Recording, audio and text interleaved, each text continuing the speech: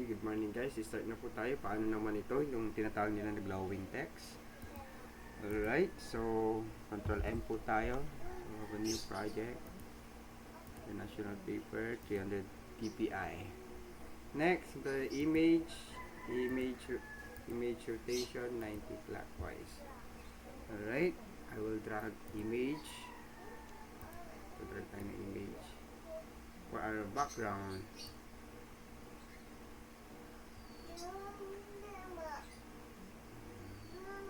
I will center the image, scale up konti. Then, leave ko lang po. So, ididim ko po ito. Ako ng adjustment.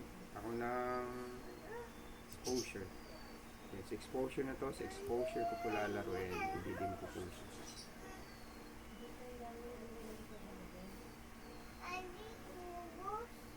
Ayan. Next, pagkatapos madim, lalagay ako ng text. Glow. Go to transform, scale up. Center ko po yung text ko po. To select the canvas, Ctrl A. And then align it vertically and horizontally. Ctrl D. To deselect. Effects, overlay. Mag-overlay ako ng color. Ito dito, change tayo ng color. Green. Yeah. Okay, so meron na tayong gradient overlay. Next, ilalagay tayo ng inner glow. Inner glow. The inner glow ko ay sa center. Ayan, and then narigyan ko muna sa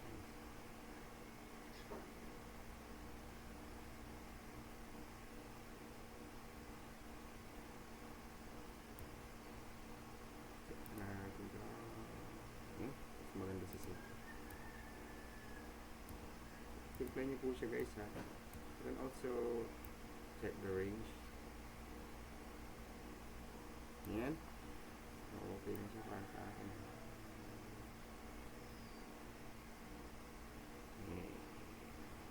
Yan. Okay, next, punta tayo ng, kung may inner glow, meron tayong outer glow.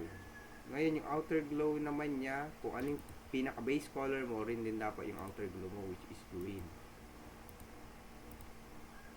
Dagdagan natin yung size. Yan o.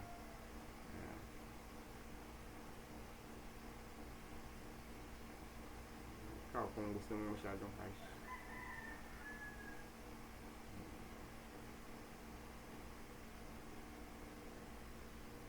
Depende na lang kung gaano ka, kakatulog po yun.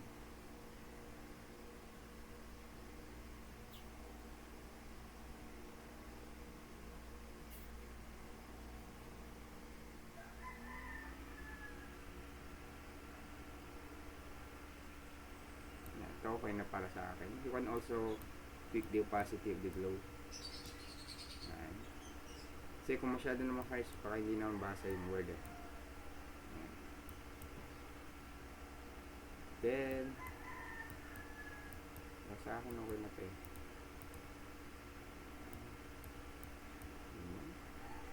Ito rin, kalabot-kalabot sa inyo. Kung masyadong harsh, para mabuhay pa yung ano, yung character natin, pwede ka naman mag-add ng stroke dito. White din. Yan, para mas mabuhay pa. Okay. Stroke, inner glow, overlay, and outer glow. Yun yung na-add ko. Then, okay. Next, hindi pa siya totoong nag-glow kasi nga wala pa siyang epekto doon sa background. So, kailangan mayroon siyang epekto. At tayo exposure, sa exposure po tayo, magbabawas tayo ngayon, magkukonceal tayo brush. So, black, yung foreground natin, magkukonceal tayo, magbabrush tayo dito. Okay. Kasi nga, wala pang epekto yung glow natin ng mga gilid-gilid. Ayan. Kailangan meron siyang epekto rin. No? Siyempre, nag-glow ka, tapos wala kang epekto, parang pangit din naman, di ba? Ayan. So, meron ka ng glow. Ngayon, yung epekto niya dapat green din. So, paano natin yung gagawin? Ctrl-Shift-N to have a new layer. Pero by this time, yung color mode niya ay dodge. Ito na yung mag-glow. Ngayon, i-dodge natin siya kung ano yung kulay nung ginuglow natin. Dapat yun din yung kulay niya. Ayan, i-dodge natin. Green. Yun, iba-brush na unti-unti. 12% lang sa akin, mababa lang, no? Kasi huwag masyadong madaling pangit din. Right click, soap, round brush. Click natin sa labas. Pwede na tayong mag-brush. Dito po sa dodge. Pangalanan ko na lang. Color, dodge. Ito yung mag-dodge. Ito yung parang mag-glow din. You know? Ayan.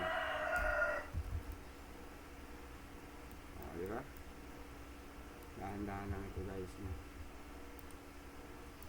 Mag-glow yan guys. Habang binabrush mo yan, unti-unti mo. So, depende na lang. Huwag masyado namang harsh, no? Depende na lang mamaya sa gagawin mo, ano, you know. So, yung parang scattered. Ayan. So, ganun lang. Hope so na may natutunan kayo in this part.